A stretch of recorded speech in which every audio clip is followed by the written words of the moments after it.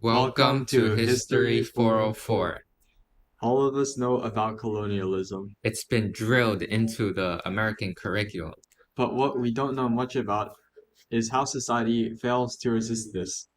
It's often boiled down to a superior technology. But that's not the whole story, not by far. Technology plays a critical role, but there's so much more neglected if we accept that narrative. It creates a dangerous historical misunderstanding if we only focus on the consequences and not the causes. So, what are those other factors that you're speaking of?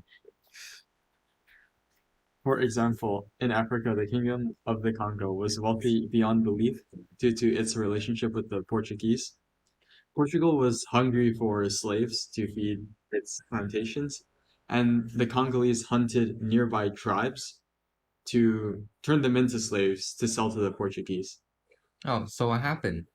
The monarchy fell into civil conflict, as monarchies do after leaving no heir, and the country went into decline. This chaotic period sapped the kingdom's strength to resist colonialism, and banditry soon became commonplace and territories became subjugated by the Portuguese. Oh, wow. Of course, technology still had a role. The British conquered the Zulu with modern firepower, such as machine guns and rifles against spears and shields. The Zulu, on their part, subjugated other tribes through military innovation. So, the lack of better technology and inability to adapt to changing times were just the symptoms of imperial decline. There are more reasons for the success of colonialism.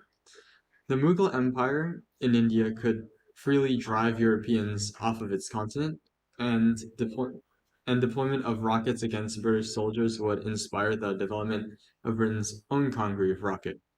In short, the Mughals were more technologically advanced than the British, and the British adopted Mughal technology.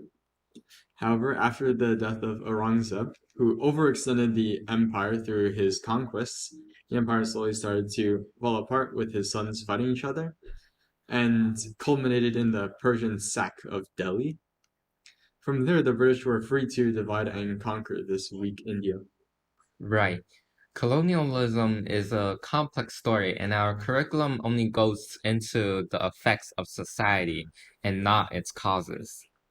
We'll look at a different story of colonialism today, China. Eastern philosophy has been very popularized within Western media. Western philosophers promote individualism and curiosity, while Chinese philosophers, in particular, promote acceptance of one's role in society. This is the idea of he, or harmony and balance. This comes hand in hand with Chinese politics. Early history was dominated by early states capable of raising immense armies and incredibly powerful. This was necessary for states to survive during the chaotic warring states periods after the Zhou and Xia dynasties before the first emperor. Ethnicities play a very important role in loyalty. Qin Shi Huang, or Shi Huangdi of Qin, was the first person to implement standardized measures and language. And generally, this ensured that the conquered people would be assimilated into the Han culture and be loyal as they would have a sense of belonging. The government was very wealthy, with a strong civilization of bountiful resources in farmland, metals, and prized luxury goods. Most of the world fought over control of trade routes and tried to find new ways to trade with this faraway neighbor and highly desired goods like silk and porcelain. Right, and the government was absolutely powerful, and it's the most prestigious job that a person could get was to be a civil servant to the emperor. This led to political complacency. For instance, the Ming voyage of Zheng He. He traveled all the way to Africa, but it wasn't for any exploration, but instead to sort of show off China's wealth and gain new vassals. The last dynasty, the Qing, knew about advanced technology but shunned it. What was technology to 1,000 years of harmony and imperial rule? This obviously led to the decline of the Qing. and resulted in a period of weakness and distrust in the government. Though the government purchased technology from Western powers and had a fleet that could rival Japan's, the will of the people showed itself as unwilling to defend the Qing, as the Qing were Manchu and not Han. People did try to resist for themselves, creating the Boxer movement, Taiping Tianguo, the Heavenly Kingdom, out of dissatisfaction, but these failed because of their radical views. The government, though it purchased technology, did not engage in any political reform. The emperors, particularly Empress Dowager Cixi, were set on maintaining their own power and so refused to yield any power to the Han people. They would rather give resources to Westerners than power to other Chinese. The time was ripe for rebellion, and Sun Yat-sen tried to start an armed uprising against the Qing government, with the intention of creating a Chinese republic where all could live. This succeeded after many tries, but soon the government was locked in a stalemate with the Qing.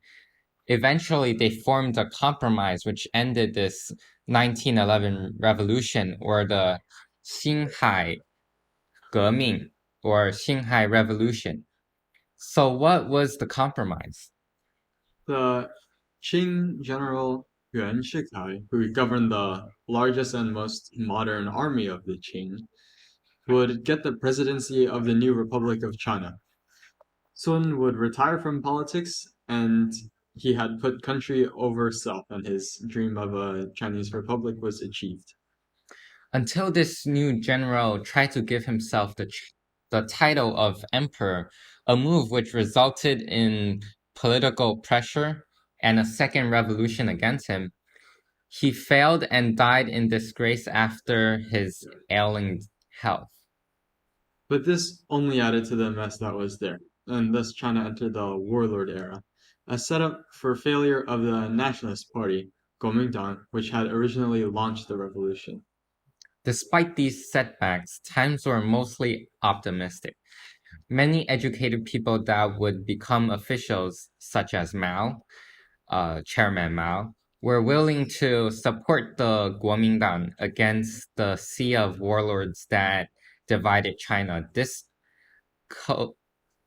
Culminated. This culminated in the Northern Expedition and the First United Front, where the Communist Party and Nationalist Party joined together to unify China.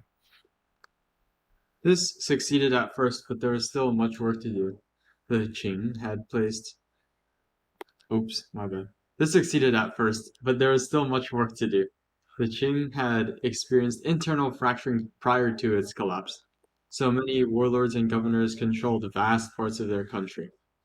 Some had larger armies than even the central government that they had pledged their allegiance to. And many foreign powers continued to take advantage of this weak China. Japan, in particular, kept on demanding resources and land, while the central government couldn't do anything to resist this. The Kuomintang had its own split to deal with, as warlord Yan Xishan and others invaded the central government to establish their own sphere, effectively creating another civil war. After this was dealt with, the left and right elements of the party split in Wuhan and Nanjing, respectively, threatening the stability of the state even more. These two formed a fragile alliance to counter a growing warlord in the south, Li Zongren. At this point, Sun Yat-sen had died and was succeeded by Jiang Jieshi, who was a vehement anti-communist.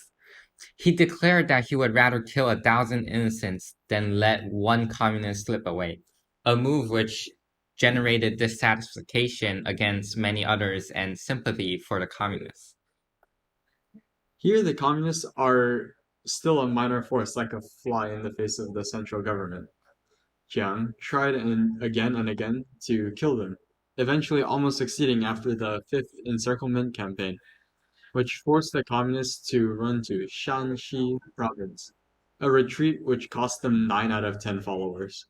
Now, it is very easy to see how the West could maintain concessions, especially those in large cities like Wuhan and Shanghai. Effectively, the central government could not make any change to the situation regarding foreign imperialism compared to the Qing.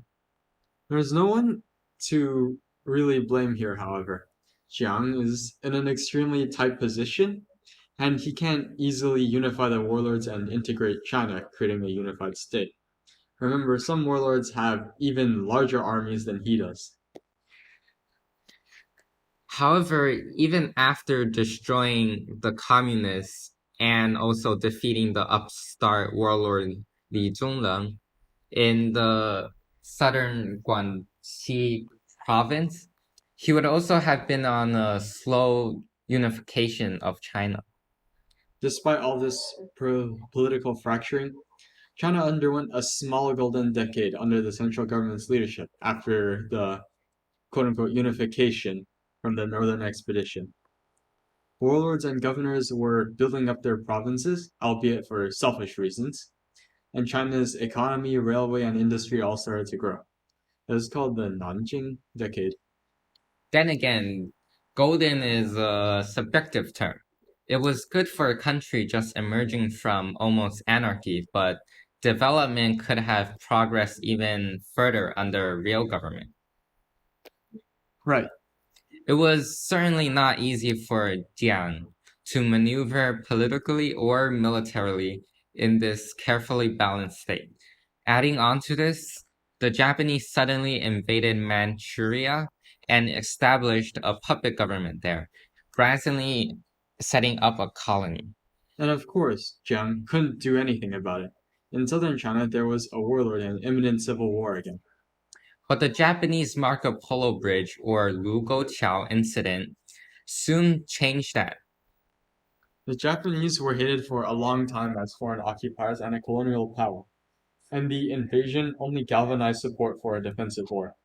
The aggression was a tipping point, and all warlords and governments were called into action. Jiang was kidnapped in Xi'an into working with the communists once again to fight the Japanese. This was really great for the communists, as the national government would have to deal with the brunt of Japan's military force, while the communists could just build up most of its forces and support behind the nationalist fact. It did send several armies to fight the Japanese, but concentrated its efforts on rebuilding mostly. Right, and adding on, the nationalists had a heavy corruption problem, with Jiang's own wife embezzling hundreds of millions of US dollars for personal gains, and with many other businessmen such as TV Song and H.H. Kung doing the same. This deprived the Republic of China of key aid that would have been vital for resisting the Japanese invasion in guns, factories, and equipment. Jiang's unwillingness to prepare for war with the Japanese further drained the fighting ability of nationalist China as he pursued the communists.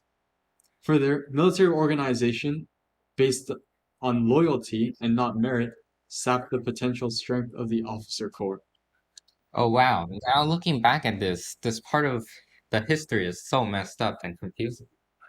Yes, but it is very interesting, though complex, and many are not really educated about this period of time. And since time is almost up, should we sum it up? Sure. Right, so this is the end of the podcast. China's political system, where the people feared the officials feared the foreigners, and the foreigners feared the people, created a very weak resistance to colonialism, as foreigners could essentially control the government who controlled the people. The people would attempt to rise up against colonialism, but couldn't do so under essentially a foreign government. And China later broke up and fell into civil wars, further depleting the strength to resist colonialism. Right, and that is it. Hope you guys enjoyed it. And I gotta go do my calculus stuff now. For real.